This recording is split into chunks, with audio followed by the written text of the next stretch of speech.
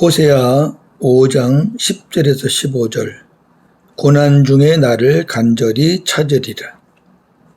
유다 지도자들은 경계표를 옮기는 자 같으니 내가 나의 진노를 그들에게 물같이 부으리라. 에브라임은 사람의 명령 뒤따르기를 좋아하므로 학대를 받고 재판의 압제를 받는도다.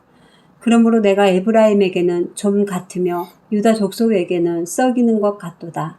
에브라임이 자기의 병을 깨달으며 유다가 자기의 상처를 깨달았고 에브라임은 아수르로 가서 야렙 왕에게 사람을 보내었으나 그가 능히 너희를 고치지 못하겠고 너희 상처를 낫게 하지 못하리라.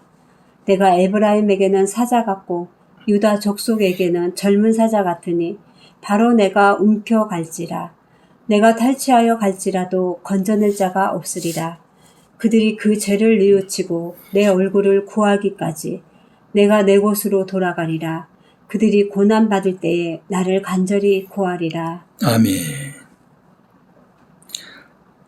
아수르를 의지하는 이스라엘과 유다. 첫 번째 주제입니다. 하나님을 의지하지 않고 양쪽 다 아수르만 의지합니다. 그리고 고난 중에 나를 간절히 찾으리라. 10절에서 12절 유다와 이스라엘을 책망하시는 하나님입니다. 10절 봅니다. 유다 지도자들은 경계표를 옮기는 자 같으니 내가 나의 진노를 그들에게 물같이 부으리라. 남유다를 책망하시는 말씀입니다. 경계표는 지게표라고도 하는데 자신의 소유권이라는 것을 나타내는 표입니다. 그러니까 자기 그 땅의 경계선에 이렇게 표시하는 겁니다. 따라서 경계표를 자신의 소유 밖으로 침범하는 것은 율법에서 금하였고 어길 경우에는 저주를 받는다고 하였습니다. 신명기 19장 14절. 네 하나님 여호와께서 네게 주어 차지하게 하시는 땅, 곧 네 소유가 된 기업의 땅에서 조상이 정한 네 이웃의 경계표를 옮기지 말지니라. 아멘. 신명기 27장 17절. 그의 이웃의 경계표를 옮기는 자는 저주를 받을 것이라 할 것이요 모든 백성은 아멘 할지니라. 아멘. 개인 재산을 정확하게 보장하는 그런 말씀이죠. 유다 지도자들이 경계표를 옮기는 자 같다는 말은 두 가지 해석이 가능합니다. 문자적으로, 육적으로는 남유다가 북이스라엘의 국경선을 침범하는 죄를 범했다는 것이고 남유다가 자주 공격을 하죠. 물론 북이스라엘도 마찬가지지만 영적으로는 하나님을 기업으로 받은 유다의 방백들이 하나님을 떠나 북이스라엘과 같이 바알에게로 넘어가는 죄를 범했다는 것입니다. 경계선이 뭐죠? 하나님을 섬기는 게 경계선이잖아요. 근데 그걸 허물었다는 거죠. 문맥상 후자로 보는 것이 타당합니다. 실제로 유다 왕 아하스는 가나안 주변의 모든 우상을 섬겼습니다. 대단한 왕이에요. 예, 우상이 얼마나 많은데 그걸 다 섬긴 거죠. 역대하 28장 1절에서 4절. 아하스가 왕위에 오를 때에 나이가 20세라. 예루살렘에서 16년 동안 다스렸으나 그의 조상 다윗과 같지 아니하여 여호와 보시기에 정직하게 행하지 아니하고 이스라엘 왕들의 길로 행하여 바알들의 우상을 부어 만들고 또 흰놈의 아들 골짜기에서 분향하고 여호와께서 이스라엘 자손 앞에서 쫓아내신 이방 사람들의 가증한 일을 본받아 그의 자녀들을 불사르고 또 산당과 작은 산 위와 모든 푸른 나무 아래에서 제사를 드리며 분향하니라. 아멘. 이야, 굉장하죠? 자녀까지 불살라 죽이는 그런 것까지 다 따라했죠. 이 하나님은 진노하셨어요. 그래서 아람, 에돔, 아수르, 블레셋으로 하여금 유다를 치게 하셨습니다. 역대하 28장 5절 6절 16절에서 20절을 참고하시면 좋겠습니다. 에브라임은 사람의 명령 뒤따르기를 좋아하므로 학대를 받고 재판의 압제를 받는도다. 그러므로 내가 에브라임에게는 좀 같으며 유다 족속에게는 썩이는 것 같도다. 좀 알죠? 이 갉아먹는 거. 썩이는 거라는 거는 곰팡이 같은 걸 얘기하는 거죠. 다시 북이스라엘로 돌아왔습니다. 에브라임이 사람의 명령 따르는 것을 좋아한다는 말은 이스라엘이 하나님의 명령 따르는 것을 좋아하지 아니하고 바알에 예속된 사람이나 거짓 선지자들의 명령 따르는 것을 더 좋아한다는 것입니다. 학대를 받고 재판의 압제를 받는다는 말은 하나님의 심판으로 멸망한 이스라엘이 흩어져 유리하는 자들이 된다는 것입니다. 11절 말씀이죠. 12절에 내가 에브라임에게는 좀 같으며 유다 족속에게는 썩이는 자 같다는 말은 북이스라엘과 남유다에 대한 하나님의 심판이 좀과 썩이는 것 같이 조용하게 진행되지만 소리 안 나잖아요. 좀이 먹는 거나 곰팡이가 퍼지는 거나 소리 안 나요. 조용해요. 그래서 하나님이 그렇게 지금 비유를 그렇게 한 거죠. 좀과 썩이는 걸로. 눈에 보이지는 않는다고 말이에요. 이렇게 확 드러나지는 않지만 하나님은 지금 그렇게 확실하게 조용하게 심판을 이루어 가고 계신다. 하나님의 심판은 빠를 수도 있고 더딜 수도 있어요. 그러니까 어떤 때는 굉장히 빠르셔요. 말씀 한마디 딱 떨어지면 바로 그냥 하시는 경우도 있고 오늘 말씀처럼 이렇게 더디게 하실 수도 있어요. 그러나 분명한 것은 계속 진행되고 있고 반드시 성취된다는 것입니다. 남유다는 우시아 왕이 죽은 후 나라가 점점 혼란해지기 시작했습니다. 그 전에는 좀 괜찮았어요. 그 이후에 이제 히스기야와 요시아 왕이 개혁을 했죠. 그래도 괜찮은 왕이었지만 근본적인 것을 바꾸지는 못했습니다. 두 번째 주제, 아수르를 의지하는 이스라엘과 유다입니다. 13절. 에브라임이 자기의 병을 깨달으며 유다가 자기의 상처를 깨달았고 에브라임은 아수르로 가서 야렙 왕에게 사람을 보내었으나 그가 능히 너희를 고치지 못하겠고 너희 상처를 낫게 하지 못하리라. 여기 능히 너희를 고치지 못한다는 것은 북이스라엘을 향한 말씀이고 너희 상처를 낫게 하지 못한다는 것은 유다를 향한 말씀입니다. 앞에 보시면 알아요. 연결시켜 보시면 알아요. 에브라임이 자기의 병을 깨달았다는 말은 이스라엘이 자기들이 당하고 있는 상황을 알았다는 것입니다. 에브라임과 이스라엘은 같은 의미로 생각하시면 됩니다.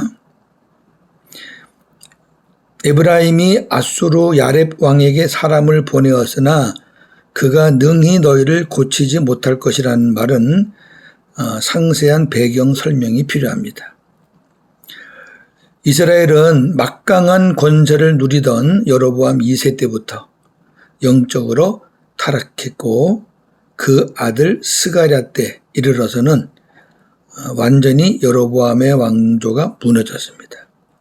그 이후 혁명과 반역을 거듭하다가 아수르에게 점령당하고 말았습니다. 북이스라엘은 아주 아수르와 천적이에요. 반역으로 정권을 잡은 므나헴 왕은 아수르 왕에게 도움을 받으려고 은 1,000달란트를 조공했으나 거절당하였고 은 1,000달란트 엄청난 많은 돈이죠. 근데 거절당했어요. 열왕기하 15장 19절 20절 보시고요. 이스라엘 마지막 왕 호세아는 아수르 왕에게 조공을 바치던 중 아수르 왕이 죽어요. 그러니까 이 호세아 왕이 선지자하고 이름은 같은데 다른 사람입니다. 변심을 해요. 아, 이거 왕이 죽었구나. 변심을 해서 이제 애굽과 동맹을 하고 아수르를 벗어나려고 그렇게 하다가 오히려 아수르에게 완전히 점령당하고 말았습니다. 잔꾀를 부리다가 열왕기하 17장 3절 6절 참고하시고요. 이스라엘이 이와 같이 된 것은 애굽에서 인도하신 하나님을 경외하지 않고 다른 신들을 경외하였기 때문이라고 성경은 말하고 있습니다. 열왕기하 17장 7절 8절. 이 일은 이스라엘 자손이 자기를 애굽 땅에서 인도하여 내사 애굽의 왕 바로의 손에서 벗어나게 하신 그 하나님 여호와께 죄를 범하고 또 다른 신들을 경외하며 여호와께서 이스라엘 자손 앞에서 쫓아내신 이방 사람의 규례와 이스라엘 여러 왕이 세운 율례를 행하였습니다. 아멘. 유다가 자기 상처를 깨닫고 아수르에게 사람을 보내었으나 상처를 낫게 하지 못할 것이라는 말도 상세한 설명이 필요합니다. 똑같죠? 북이스라엘도 아수르를 의지하고 유다도 아수르에게 아첨해요. 똑같아요. 워낙 아수르가 강대국이었거든요. 배경은 이렇습니다. 유다와 아하스는 친아수르 정책을 쓰면서 아수르 왕에게 조공을 바치며 북이스라엘과 블레셋과 에돔의 공격을 막으려고 하였습니다. 결국 조공을 바치는 이유는 우리나라 지켜달라는 거죠. 그러나 아수르는 유다를 돕지 않아요. 그리고 더욱 괴롭게 하였습니다. 역대하 28장 20절에서 21절. 이 아하스 왕 사건에서 나온 귀한 메시지가 뭐였죠? 임마누엘이잖아요. 네. 이사야가 이 아하스 왕에게 떨지 말고, 응? 북이스라엘의 침공에 떨지 말고 하나님 앞에 징조를 구하시라. 하나님이 역사하신다. 근데 아하스가 믿음이 없잖아요. 매일 우상만 섬기던 인간이 뭐 하나님을 믿겠어요? 나는 그렇게 안 한다 그랬죠. 뭐라 그래요? 당신이 왕이면서 백성을 실망시키더니 이제는 하나님까지도 실망시키냐? 여자가 잉태 아들을 낳으리니 그 이름을 임마누엘이라 하리라. 거기서 나온 말씀이죠. 예. 처녀가 어떻게 아들을 낳았냐? 불가능하지 않느냐? 그러나 하나님은 하신다. 지금 상황이 아무리 어려워도 당신이 하나님께 구하면 하나님께서 해결해 주신다. 구하라. 그런 말씀이죠. 유다가 이와 같이 된 것은 모든 성읍에 이방 산당을 세워 하나님을 진노케 하였기 때문입니다. 역대하 28장 24절 25절. 아하스가 하나님의 전의 기구들을 모아 하나님의 전의 기구들을 부수고 또 여호와의 전 문들을 닫고 예루살렘 구석마다 제단을 쌓고 유다 각 성읍에 산당을 세워 다른 신에게 분향하여 그의 조상들의 하나님 여호와를 진노하게 하였더라. 아멘. 북이나 남이나 뭐 비슷해요. 이 아하스도요. 유다 각 성읍에 다 세웠어요. 우상을. 아수르를 의지한 북이스라엘과 남유다의 결국은 하나님의 심판이었습니다. 세 번째 주제 14절 15절 고난 중에 나를 간절히 찾으리라. 14절 내가 에브라임에게는 사자 같고 유다 족속에게는 젊은 사자 같으니 바로 내가 움켜 갈지라. 내가 탈취하여 갈지라도 건져낼 자가 없으리라. 건져낼 자가 없지요. 내가 에브라임에게는 사자 같고 유다 족속에게는 젊은 사자 같다는 말은 하나님께서 북이스라엘과 남유다를 심판하시기 위해 아수르를 사자, 젊은 사자와 같이 강하게 하셔서 심판의 도구로 사용하셨다는 것입니다. 그러니까 갈취했다. 움켜갔다. 이렇게 표현하는 거죠. 사자는 먹이를 앞에 두고 울부짖는 사자를 의미하고, 앞에 사자요. 젊은 사자는 원기왕성한 강한 사자를 의미합니다. 내가 탈취하여 갈지라도 건져낼 자가 없다는 말은 이스라엘과 유다를 심판하시는 하나님을 어느 누구도 막을 수 없다는 것입니다. 15절. 그들이 그 죄를 뉘우치고 내 얼굴을 구하기까지 내가 내 곳으로 돌아가리라. 그들이 고난받을 때에 나를 간절히 구하리라.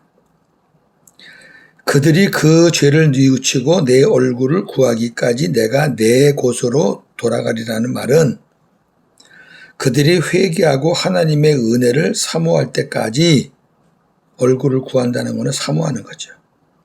그들, 이스라엘과 유다에게 베풀었던 모든 은혜를 거두고 떠나시겠다는 것입니다.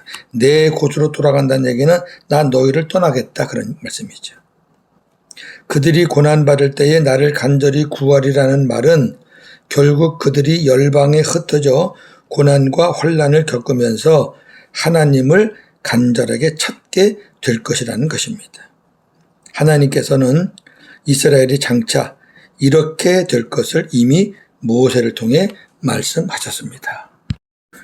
신명기 4장 25절 31절을 보시면 지금까지 우리가 지금 이스라엘과 그다음에 유다가 행했던 모든 것들, 그리고 하나님이 떠나시는 것, 그러나 그들이 하나님을 찾을 때 하나님을 만날 수 있다는 내용이 다 있어요. 예, 하나님께서 미리 이렇게 언약을 말씀을 주신 겁니다. 네가 그 땅에서 아들을 낳고 손자를 얻으며 오래 살 때에 만일 스스로 부패하여 무슨 형상의 우상이든지 조각하여 네 하나님 여호와 앞에 악을 행함으로 그의 노를 일으키면 내가 오늘 천지를 불러 증거를 삼노니 너희가 요단을 건너가서 얻는 땅에서 속히 망할 것이라. 너희가 거기서 너희의 날이 길지 못하고 전멸될 것이니라.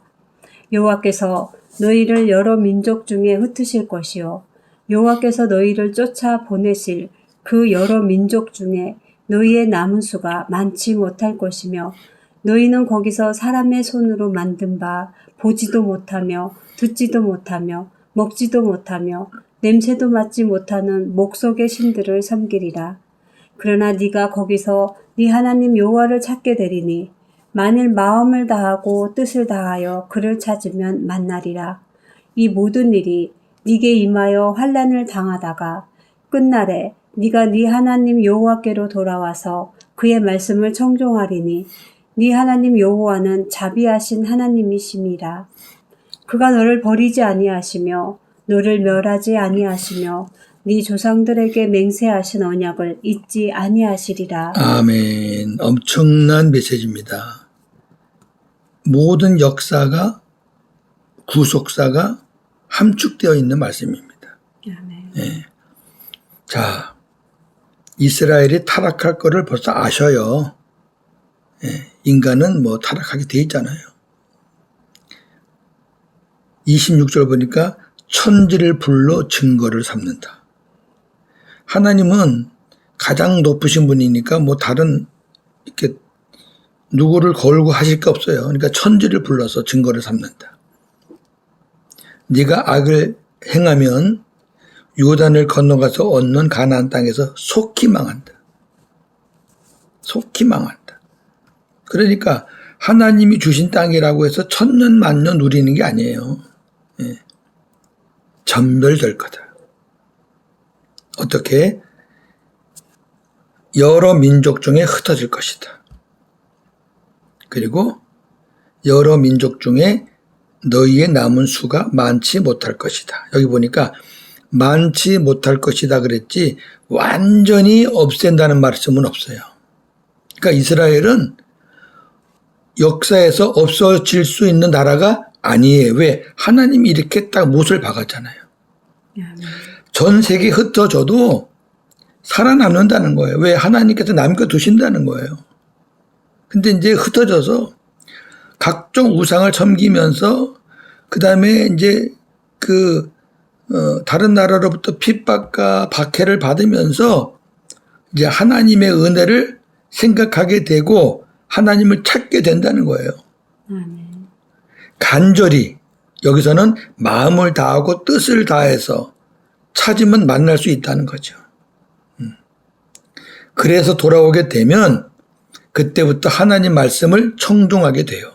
순종한단 말이에요. 듣고 순종한단 말이에요. 아멘. 하나님은 너를 절대 버리지 않는다. 왜? 또 멸하시지 않는다. 왜? 네 조상들에게 맹세하신 언약이 있기 때문이다. 이거죠. 아멘. 아브라함과 이삭과 야곱에게 맺은 하나님께서 약속하신 새 언약이죠. 아멘. 예, 그것 때문에 그래요. 결국 이 모든 것은 예수 그리스도로 인해서 성취가 되고 완성이 됩니다. 할렐루야. 아멘. 요 신명기 4장 25절에서 31절 말씀은 구속사가 함축되어 있는 내용이다. 다시 한번 여러분 꼭 읽어보시면 좋겠습니다. 아멘. 정리합니다. 하나님께서 이스라엘과 유다를 떠나시며 그들이 고난받을 때에 나를 간절히 찾을 것이라고 말씀하셨습니다. 그렇습니다. 신자들 중에서도 만사가 잘 되고 물질이 풍부해지면 이 북이스라엘처럼 남유다처럼 세상께 잘 풀리면 하나님 없이도 살 수 있다고 생각하고 하나님을 떠나는 사람들이 있습니다. 물론 불신자들은 처음부터 하나님을 모르니까 하나님 없이도 자기 마음대로 살 수 있지만 신자들은 그렇지 않습니다. 하나님을 따랐던 신자들이 고난과 환난을 만나게 됩니다. 하나님을 떠나면 하나님은 그냥 놔두시죠. 신자라면.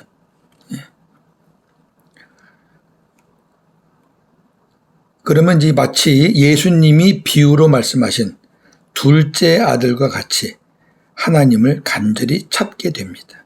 누가복음 15장 18절에서 21절. 내가 일어나 아버지께 가서 이르기를 아버지 내가 하늘과 아버지께 죄를 지었사오니 지금부터는 아버지의 아들이라 일컬음을 감당하지 못하겠나이다. 나를 품꾼의 하나로 보소서 하리라 하고 이에 일어나서 아버지께로 돌아가니라. 아직도 거리가 먼데 아버지가 그를 보고 측은히 여겨 달려가 목을 안고 입을 맞추니 아들이 이르되 아버지 내가 하늘과 아버지께 죄를 지었사오니 지금부터는 아버지의 아들이라 일컬음을 감당하지 못하겠나이다. 아멘. 조금 전에 보았던 신명기 4장 25절에서 31절 말씀이 이루어지는 거죠. 네.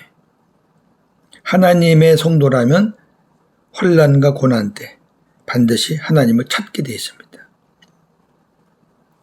신자들에게 있어서 고난과 환난은 하나님을 찾게 되는 기회요. 또한 구원을 이루어가는 과정입니다. 구원을 이루어가는 과정이라는 말은 성숙해진다 그 말이죠. 고린도후서 1장 6절. 우리가 환난 당하는 것도 너희가 위로와 구원을 받게 하려는 것이요. 우리가 위로를 받는 것도 너희가 위로를 받게 하려는 것이니 이 위로가 너희 속에 역사하여 우리가 받는 것 같은 고난을 너희도 견디게 하느니라. 아멘. 위로와 구원을 받게 하려는 것이라. 아멘. 고난은 특별한 신자에게만 오는 것이 아닙니다. 어떤 사람들은 믿음으로 잘못 살면 고난이 온다 그러고 믿음으로 잘 살면 고난이 없다 그래요. 그건 아주 잘못된 거죠. 욥이 믿음으로 잘 못 살아서 고난이 왔나요? 대표적인 사람이잖아요. 사도 바울이 믿음의 곁길로 나가서 고난이 그렇게 많았나요? 그건 잘못된 생각이죠. 신자라면 누구에게나 필수적으로 오는 것입니다. 믿음이 있는 사람에게는 더 큰 믿음을 주시기 위해서 고난이 오는 거고 죄 지은 사람들은 회개하라고 고난이 오는 거고 그렇지 어느 사람 특정한 사람만 받는 게 아니라는 거죠. 한번 볼까요? 로마서 8장 17절. 자녀이면 또한 상속자 곧 하나님의 상속자여 그리스도와 함께한 상속자니 우리가 그와 함께 영광을 받기 위하여 고난도 함께 받아야 할 것이니라. 아멘. 필수예요. 예, 영광만 있는 게 아니에요. 하나님의 자녀는 고난도 함께 받아야 돼요. 빌립보 1장 29절. 그리스도를 위하여 너희에게 은혜를 주신 것은 다만 그를 믿을 뿐 아니라 또한 그를 위하여 고난도 받게 하려 하심이라. 아멘. 고난이 왔을 때 좌절하지 말고, 좌절하면 끝나는 거잖아요. 하나님을 간절히 찾는 자는 하나님을 만나게 될 것입니다. 잠언서 8장 17절. 나를 사랑하는 자들이 나의 사랑을 입으며 나를 간절히 찾는 자가 나를 만날 것이니라. 아멘. 오늘 말씀의 제목과도 같습니다. 아멘. 저나 여러분은 크든 작든 죄를 지어요. 그리고 하나님을 떠나지는 않지만 하나님과의 관계가 소원해질 때가 있어요. 그럴 때 우리는 크게 작게 어려움에 힘들게 되죠. 여러 생각, 잔머리 생각하지 말고 오늘 말씀대로 그냥 하나님을 찾으시면 돼요. 우리 복음의 사람들은 잘 하시잖아요. 내 안에 왕으로 계신 주님 바라보고 그분께 생수를 요청하시고 그리고 말씀을 사모하시고 그런 가운데 하나님을 만나는 회복, 우리는 그 방법밖에 없어요. 하나님과 주님을 찾지 않으면 만날 수가 없어요. 찾아야 됩니다. 아멘. 오늘도 복음으로 승리하는 저 여러분들에게를 주님의 이름으로 축원합니다. 아멘. 북이스라엘과 남유다의 타락과 그들에게 임한 심판과 그럼에도 완전히 멸절시키지 않고 남겨두신 하나님의 그 은혜를 생각하면서 아무리 힘들고 어렵고 멸망 직전에 있더라도 엄청난 죄로 하나님 앞에 큰 죄악을 저질렀어도 깨닫고 회개하고 하나님을 간절히 찾으면 하나님께서 만나 주신다는 말씀, 약속을 우리가 오늘 보았습니다. 감사합니다. 북이스라엘과 남유다만의 문제겠습니까? 저희들도 마찬가지죠. 복음으로 살기 전에는 참 엉망진창이었습니다. 그러나 우리가 복음으로 사는 지금도 우리가 하나님과의 관계가 늘 친밀하고 충만하지는 않습니다. 잠시 쉼도 있고 또 곁길로 나갈 때도 있고 또 인간적인 생각이 앞설 때도 있고 그렇습니다. 그래서 우리가 하나님과의 관계가 소원해지면 또 영육적으로 어려움을 만나게 되지요. 그럴 때 옛날처럼 인위적인 방법 사용하지 말고 오늘 말씀대로 모든 것 다 내려놓고 스톱하고 생수 구하며 주님 바라보며 주님이 주시는 말씀에 순종할 때 그리고 하나님 약속을 믿을 때 하나님께서 모든 것을 다시 제자리로 회복시켜 주시고 이런 과정을 통해서 우리의 믿음을 더 성숙시켜 주심을 믿습니다. 오늘도 복음으로 승리하는 하루가 되게 하여 주시옵소서. 예수님의 이름으로 기도합나이다. 아멘.